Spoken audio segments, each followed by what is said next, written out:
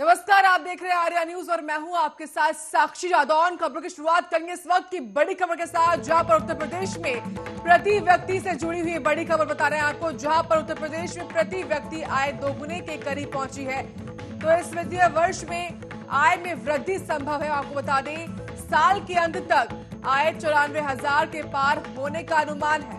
तो इस वक्त की बड़ी खबर बता रहे हैं आपको, जहां पर साल के अंत तक आय जो है वो 94,000 के पार होने का अनुमान लगाया जा रहा है।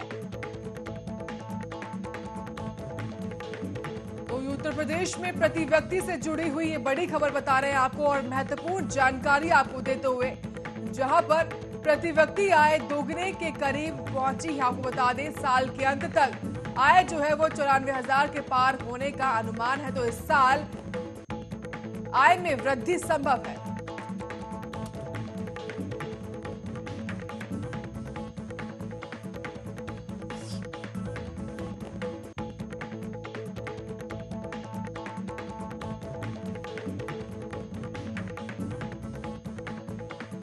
प्रति व्यक्ति आय दोगुने के करीब पहुंच चुकी है और बता दें आपको, साल के अंत तक जो है आय में 94,000 के पार वृद्धि हो सकती है।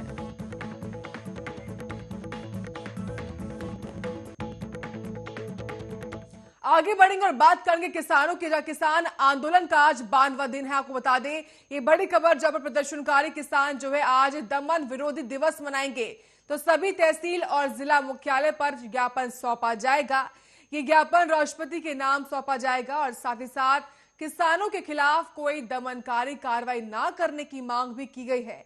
वहीं आज आगरा में किसानों की महापंचायत भाकियू और किसान संयुक्त मोर्चा आगरा में महापंचायत करेगा और वही 12 बजे राकेश टिकैत महापंचायत में पहुंचेंगे। आपको बता दें, किरावली के ग्रामीण मिनी स्टेडियम में महापंचायत होगी और वही कृषि कानून के विरोध में लगातार किसान नेताओं का समर्थन भी सामने आ रहा है।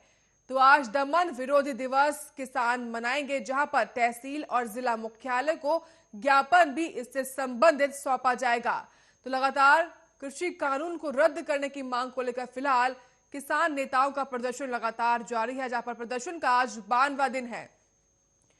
तो कृषि कानून के विरोध में लगातार किसान नेताओं का समर्थन मिल रहा है, जहां पर आज प्रदर्शनकारी किसान जो है वो दमन विरोधी दिवस मनाएंगे। तो इसी दिवस के चलते तहसील और जिला मुख्यालय को ज्ञापन भी सौंपा जाएगा और इसी के साथ आपको बता दें, लगातार किसानों के खिलाफ कोई दमनकारी कार्रवाई ना करे, इसकी मांग भी की गई है। तो आज 52वां दिन है। लगातार 26 नवंबर से किसानों का उग्र प्रदर्शन देश दिल्ली के तमाम बॉर्डर्स पर जारी है। ऐसे में आज जो है किसान दमन विरोधी दिवस मनाएंगे।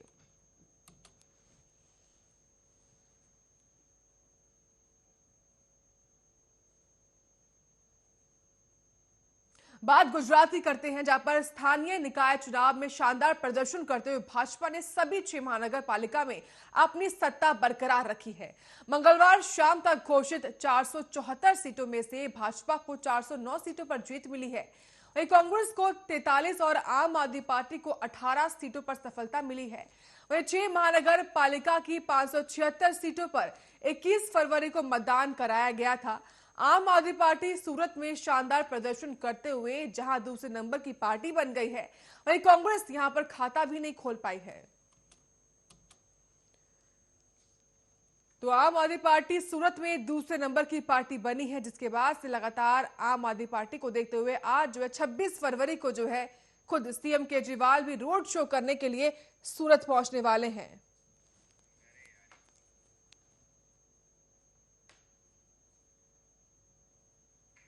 उत्तर प्रदेश विधानसभा चुनाव में भले ही अभी 1 साल का समय बाकी हो, लेकिन सियासी पार्टियों ने अभी से राजनीतिक समीकरण और गठजोड़ बनाने शुरू कर दिए हैं। वही युवा नेता भीम आर्मी के अध्यक्ष चंद्रशेखर आजाद और सपा प्रमुख अखिलेश यादव के बीच हाल के दिनों में तीनों मुलाकातें हो चुकी हैं। विधानसभा चुनाव से पहले दोनों नेताओं की मुलाकात के सियासी मायने भी निकाले जा रहे हैं। ऐसे में सवाल उठता है कि क्या चंद्रशेखर के जरिए अखिलेश पश्चिम यूपी में नया राजनीतिक गठजोड़ बनाने की जुगत में है।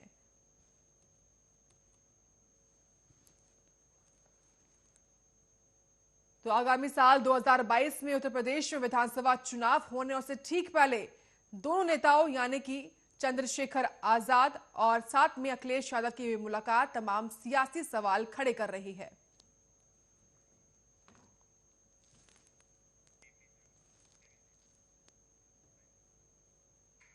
वहीं कांग्रेस लगातार बीजेपी पर कृषि कानून को लेकर हमलावर है, तो वहीं दूसरी ओर बीजेपी कानून वापस ना लेने पर अड़ी हुई है।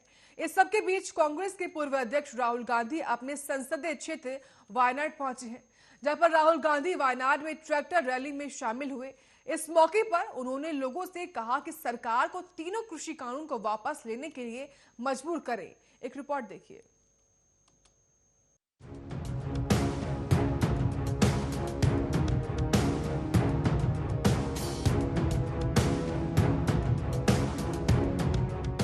कांग्रेस के पूर्व अध्यक्ष और सांसद राहुल गांधी आज अपने संसदीय क्षेत्र वायनाड के दौरे पर हैं।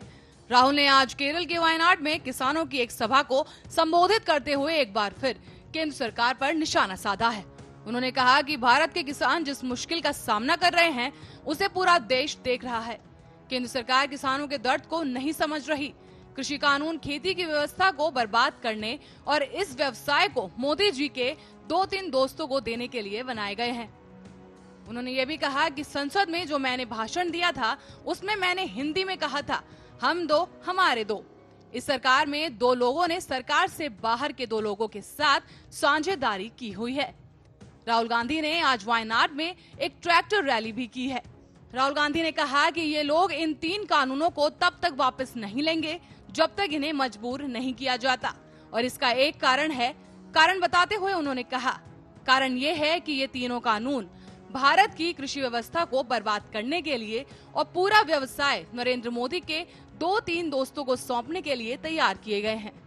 आपको बता दें कि करीब 90 दिनों से दिल्ली के कई बॉर्डरों पर हजारों किसान केंद्र सरकार के नए कृषि कानूनों के खिलाफ प्रदर्शन कर रहे हैं। सरकार से कई दौर की बातचीत के बाद भी सरकार और किसान संगठनों के बीच कानून को लेकर गतिरोध बरकरार है। किसानों की मांग है कि सरकार एमएसपी की गारंटी को लेकर कानून बनाए और तीनों नए कृषि कानूनों को वापस ले। हालांकि केंद्र कानून वापस लेने को तैयार नहीं है। किसानों की मांग को लेकर राहुल गांधी भी लंबे समय से केंद्र की नरेंद्र मोदी सरकार के खिलाफ हमलावर रुख इख्तियार किए हुए हैं। कृषि व्यवस्था को बर्बाद करने का बीजेपी पर लगाया राहुल ने आरोप। राहुल गांधी ने कहा, हमारे पास पॉप स्टार हैं जो भारतीय किसानों की स्थिति पर टिप्पणी कर रहे हैं, लेकिन भारत सरकार को इसमें रुचि नहीं है। उन्हें जब तक मजबूर नहीं किया जाएगा वो तीनों कृषि कानूनों को वापस नहीं लेंगे। राहुल गांधी ने आरोप लगाया है कि इन तीनों कृषि कानूनों को भारत की कृषि व्यवस्था को बर्बाद करने और पूरा कारोबार प्रधानमंत्री नरेंद्र मोदी के 2-3 दोस्तों को देने के लिए बनाया गया है। उन्होंने कहा कि कृषि 40 लाख करोड़ रुपए के साथ देश का सबसे बड़ा कारोबार है और इससे करोड़ों भारतीय जुड़े हैं। कांग्रेस नेता ने यह भी कहा कि कृषि एकमात्र व्यवसाय है जिसका संबंध भारत माता से है और कुछ लोग इस कारोबार पर कब्जा करना चाहते हैं। उन्होंने लोगों का आह्वान किया कि वो सरकार को तीनों कृषि कानूनों को वापस लेने के लिए मजबूर करे, जिन्हें बीजेपी नीत केंद्र सरकार ने लागू किया है। वायनाड जिले के थिक्काईपट्टा से मुत्तकिल के बीच 6 किलोमीटर लंबी ट्रैक्टर रैली के बाद आयोजित जनसभा को संबोधित करते हुए राहुल गांधी ने कहा, पूरी दुनिया भारतीय किसानों की परेशानी देख सकती है, लेकिन दिल्ली की सरकार किसानों का दर्द नहीं समझ पा रही। आपकी जानकारी के लिए आपको बताते चलें कि केरल में विधानसभा चुनाव होने हैं और इससे पहले राहुल गांधी ने कांग्रेस के पक्ष में हवा बननी शुरू कर दी है। केरल में विधानसभा की 140 सीटें हैं। वर्तमान में यहां सीपीआई के नेतृत्व वाली लेफ्ट डेमोक्रेटिक फ्रंट की सरकार है और पिनाराई विजयन मुख्यमंत्री हैं। पिछले चुनाव में एलडीएफ को 91 और कांग्रेस के नेतृत्व वाली यूनाइटेड डेमोक्रेटिक फ्रंट को 47 सीटें मिली थी। यहां बहुमत के लिए 71 सीटें चाहिए। Special report, Arya news.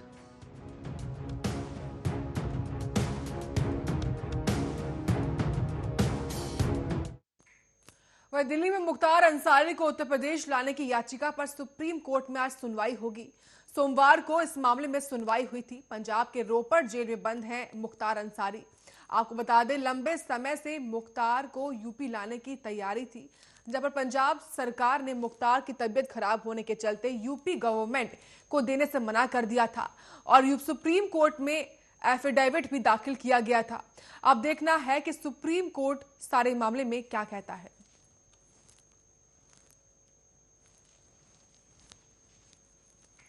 वहीं उत्तर प्रदेश में बिजली उपभोक्ताओं के लिए बड़ी खबर है। आपको बता दें कि चुनावी साल में बिजली दरें नहीं बढ़ाई जाएंगी, जहां पर ऊर्जा मंत्री श्रीकांत शर्मा ने ऊर्जा दरें नहीं बढ़ाने के संकेत दिए हैं। पावर कॉर्पोरेशन ने नियामक आयोग में ARR का प्रस्ताव दाखिल किया है। नियामक आयोग को पावर कॉर्पोरेशन ने नया टैरिफ का प्रस्ताव नहीं सौंपा है। मतलब साफ है कि इस चुनावी वर्ष में बिजली की दरें नहीं बढ़ेंगी।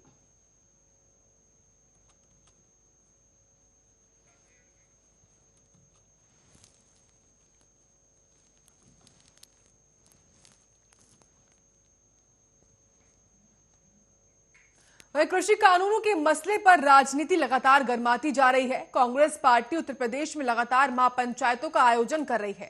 इसी क्रम में मथुरा के पालीखेड़ा में कांग्रेस महासचिव प्रियंका गांधी वाड्रा ने किसानों की महापंचायत को संबोधित किया और केंद्र सरकार पर जमकर हमला बोला। एक रिपोर्ट देखिए।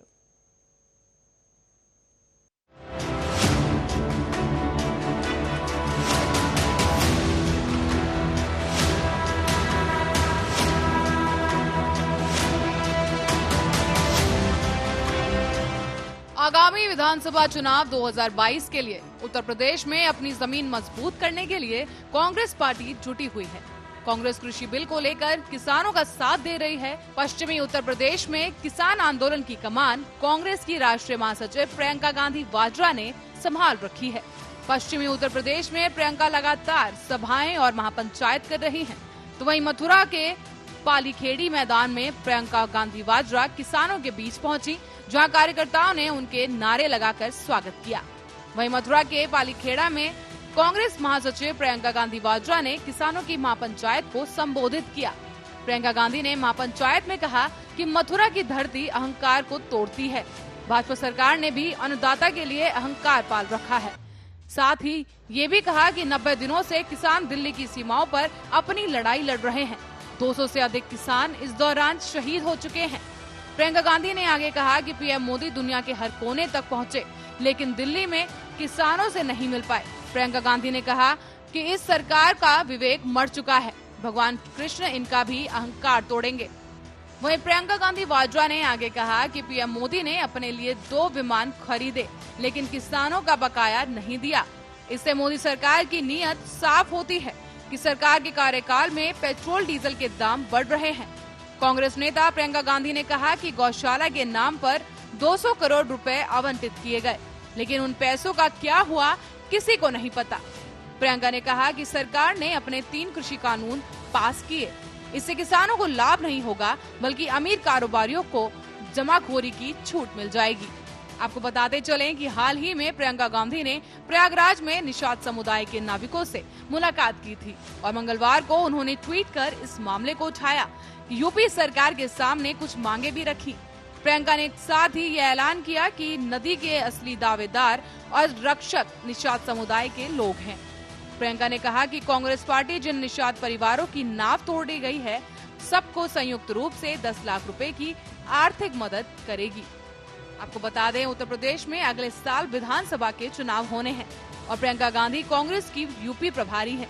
ऐसे में प्रियंका गांधी किसानों का समर्थन कर सियासी जमीन तलाशने में लगी हुई हैं और लगातार प्रदेश का दौरा कर रही हैं। साथ ही प्रियंका गांधी ने इससे पहले सहारनपुर, बिजनौर और मुजफ्फरनगर में किसान महापंचायत में हिस्सा लिया था और केंद्र सरकार पर जमकर निशाना साधा था। Special report, Arya news.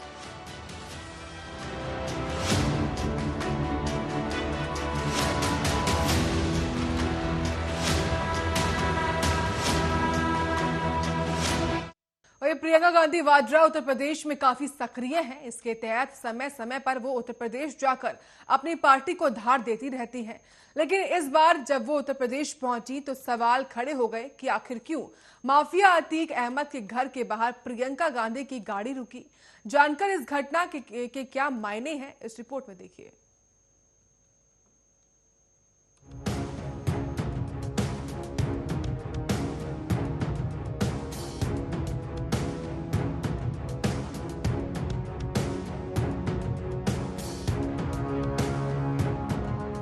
Congress महासचिव और यूपी की प्रभारी प्रियंका गांधी वाड्रा रविवार को अपने पुरखों के शहर संगम नगरी प्रयागराज में थी।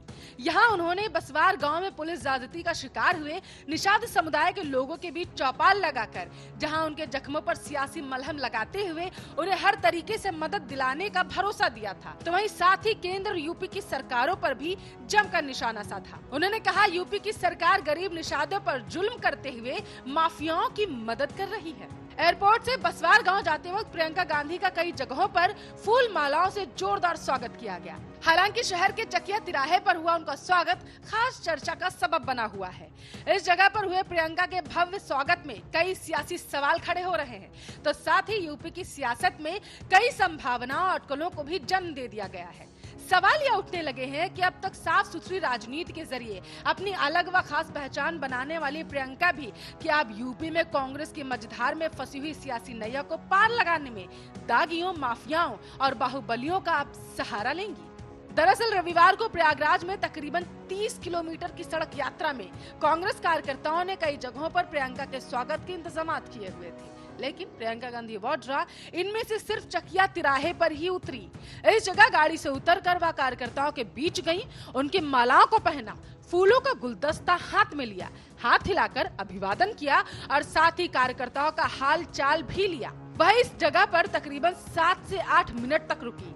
गाड़ी पर दोबारा बैठने के बाद भी वह लोगों का अभिवादन स्वीकार करती रही और सीट पर बैठकर ही लोगों के साथ बातचीत करती रही। झलवा तिराहा, राजरूपपुर, बालसन चौराहा और नैनी चौराहे समेत कई दूसरी जगहों पर भी प्रियंका के स्वागत के इंतजाम किए गए थे, लेकिन चकिया को छोड़कर और बाकी किसी भी जगह एक पल के लिए भी गाड़ी से नीचे नहीं उतरी। बाकी जगहों पर उन्होंने गाड़ी धीमी कराई, लोगों का अभिवादन स्वीकार किया और कुछ ही पलों में आगे के लिए रवाना हो गई। शहर में चकिया तिराहे पर जिस जगह प्रियंका का स्वागत किया गया, जहां वह गाड़ी से उतरकर काफी देर तक कार्यकर्ताओं और समर्थकों का अभिवादन स्वीकार करती रही, वह इन दिनों गुजरात की साबरमती जेल में बंद उत्तर प्रदेश सरकार द्वारा माफिया घोषित किए गए पूर्व बाहुबली सांसद अतीक अहमद की पहचान से जुड़ी हुई है। प्रियंका का स्वागत अतीक अहमद के दफ्तर के ठीक बाहर किया गया। योगी सरकार ने ऑपरेशन नेस्तनाबूद के तहत अतीक के दफ्तर के आधे हिस्से को पिछले साल सितंबर महीने में सरकारी बुलडोजरों के जरिए जमींदोज कर दिया था। टूटे हुए दफ्तर के मलबे के ढेर पर ही कुछ कार्यकर्ताओं ने फूल मालाएं रखी हुई थी। मलबे के ढेर से सटाकर डीजे खड़ा हुआ था, जिससे लगातार नारेबाजी की जा रही थी। अतीक के दफ्तर के ठीक बाहर ही प्रियंका की गाड़ी रुकी हुई थी। इस जगह स्वागत का आयोजन AICC सदस्य और वरिष्ठ पार्षद तस्लीमुद्दीन ने किया था। यूपी कांग्रेस के पूर्व प्रवक्ता किशोर वार्ष्णेय समेत तमाम दूसरे नेता भी वहां पर मौजूद थे। आयोजन से जुड़े नेतागण न तो इस इलाके में रहते हैं और न ही इसके आसपास। यही एकलौती ऐसी जगह है जहां 500 के करीब कार्यकर्ता और समर्थक प्रियंका के स्वागत के लिए इकट्ठा हुए थे। पार्टी के तमाम नेताओं ने इसी जगह प्रियंका के स्वागत में होर्डिंग्स भी लगा रखी थी। मतलब साफ है कि पार्टी नेताओं को पता था कि यही एकलौती ऐसी जगह है जहां प्रियंका को उनकी गाड़ी से नीचे से उतारकर उनका अभिवादन किया जाना चाहिए। सवाल यह उठता है कि कांग्रेस नेताओं ने प्रियंका के स्वागत के लिए माफिया घोषित किए गए पूर्व बाहुबली सांसद अतीक अहमद के दफ्तर के बाहर की जगह को ही आखिर क्यों चुना? क्या इसके पीछे कोई खास वजह थी या फिर यह महज एक संयोग मात्र है? क्या प्रियंका को इस बारे में पता भी था या यह बात उनकी जानकारी में थी ही नहीं? कहीं कांग्रेस पार्टी प्रयागराज और आसपास के जिलों में अपना अलग सियासी रुतबा रखने वाले बाहुबली अतीक अहमद पर डोरे तो नहीं डालना चाहती? या फिर दागी छवि होने की वजह से अखिलेश यादव की समाजवादी पार्टी से बाहर हो चुके अतीक ने नया सियासी ठिकाना तलाशने के लिए पर्दे के पीछे से कोई दांव खेलते हुए अपने लिए सियासी संभावनाएं तलाश ली है? वैसे कांग्रेस पार्टी के जिम्मेदार नेता इन सभी अटकलों को सिरे से खारिज कर रहे हैं। उनका कहना है कि प्रियंका के रूट में पड़ने की वजह से महज संयोगवश इस जगह को रखा गया। इस जगह सड़क मुड़ती है, काफिले में शामिल वाहनों की स्पीड धीमी हो जाती है, इसलिए जगह को चुना गया था। आयोजन से जुड़े AICC सदस्य तस्लीमुद्दीन और किशोर वार्ष्णेय के मुताबिक इसके कोई अलग मायने नहीं तलाशे जाने चाहिए। आपके जानकारी के लिए आपको बताते चले कि राजनीति के जानकार इसमें सियासी संभावनाएं तलाशने में लगे हैं। उनका मानना है कि नेहरू गांधी परिवार के सदस्य प्रियंका का स्वागत अतीक के दफ्तर के बाहर से किया जाना महज संयोग नहीं हो सकता। मुमकिन है कि अंदर खाने कोई खिचड़ी पक रही होगी, लोगों का रिएक्शन देखने के लिए यह टेस्टिंग की गई होगी और आने वाले दिनों में इसका कुछ असर भी देखने को मिल सकता है। आपको बताते चले कि अतीक अहमद 5 बार के विधायक और 1 बार पंडित जवाहरलाल नेहरू की सीट रही फूलपुर से सांसद रह चुके हैं। प्रयागराज और आसपास के जिलों में मुस्लिम वोटरों में अतीक के प्रभाव से कोई भी इनकार नहीं कर सकता। राजनीति में कभी भी कोई भी कदम नामुमकिन नहीं होता। अतीक के दफ्तर से बाहर कांग्रेस पार्टी की तरफ से प्रियंका का स्वागत महज इत्तेफाक नहीं हो सकता और यह किसी सियासी खिचड़ी की शुरुआत भी हो सकती है। हकीकत क्या है इसका पता तो आने वाले दिनों में लग ही जाएगा, लेकिन इस स्वागत ने सवाल जरूर खड़े कर दिए हैं कि क्या आने वाले दिनों में प्रियंका की पार्टी कांग्रेस अतीक या फिर उनके परिवार के सदस्यों के लिए अपने दरवाजे खोल पार्टी के हाथ का साथ देने की तैयारी में है। वैसे अगर ऐसा होता है तो फायदा तो दोनों का ही होगा। दोनों के एक दूसरे के हाथ और साथ की फिलहाल उत्तर प्रदेश में बेहद जरूरत है। Special desk Arya news.